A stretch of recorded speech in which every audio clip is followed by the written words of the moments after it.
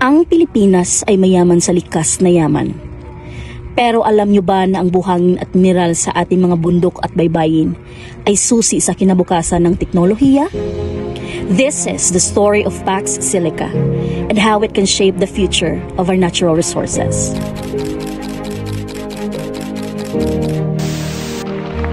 We continue to strive for bigger and greater things, venturing in Dagdag kita para sa bansa, trabaho sa mga Pilipino at pagkakahangs Silica.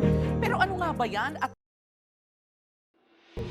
Pax Silica is an initiative focused on the responsible development of silica, one of the key raw materials used in semiconductors and technology.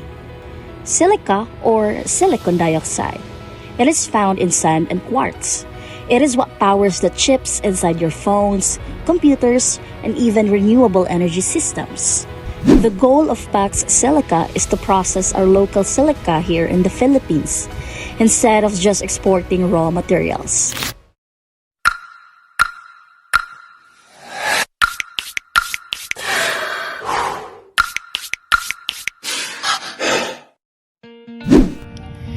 By developing Pax Silica, the Philippines can create thousands of jobs, boost our local economy, and become part of the global semiconductor supply chain.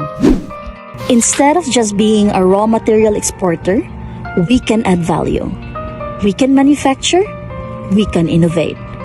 Para sa mga Pilipino, para sa Pilipinas. Aside from silica, the Philippines is also rich in copper, nickel, and other minerals that are essential for batteries, wires, and electronics. These resources are the foundation of the semiconductor and technology industries.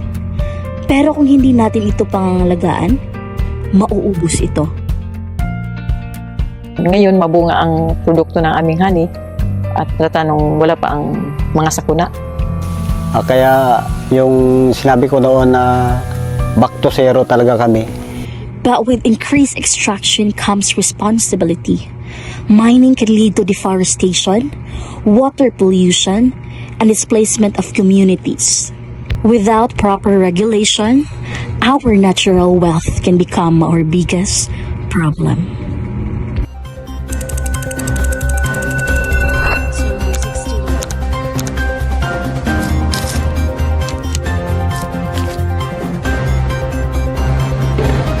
Business must follow environmental laws and invest in rehabilitation. And the government must ensure transparency and protect our communities. Silica can succeed only if achieve progress during election. Ang kinabukasan ng ating teknolohiya at kalikasan ay nasa ating mga kamay. Let us support initiative like Pax Silica, but let us demand that it be done responsibly. To our fellow citizens, be informed. To businesses, be ethical. To our government, be ethical. Together, without a future where health and natural resources fuel progress, not destruction.